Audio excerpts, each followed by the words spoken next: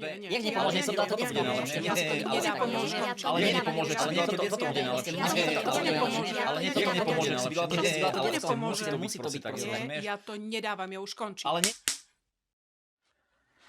Priatelia, mnoho rodičov rieši taký problém, že akú odmenu dať deťom za buď dobré správanie, alebo za to, že urobili niečo výnimočné. A rodičia riešia rôzne formy odmien a ja si myslím, že najlepšia odmena pre deti je váš čas.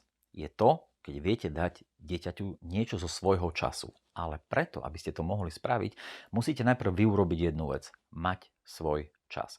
Keď všetok váš čas je venovaný iba dieťaťu, tak vtedy mu nemáte čo dať. Vtedy vám ostane jediná možnosť dať mu sladkosti, hračku, jednoducho niečo materiálne. Nájdite si čas len pre seba. Určite si čas, ktorý bude iba váš.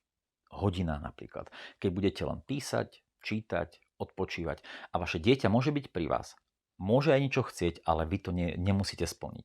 To bude iba váš čas. A keď z tohto času dáte dieťaťu hoci len 5 sekúnd, tak to bude obrovský dar. Keď chcete vedieť viac, tak príďte na Univerzitu dobrého rodiča.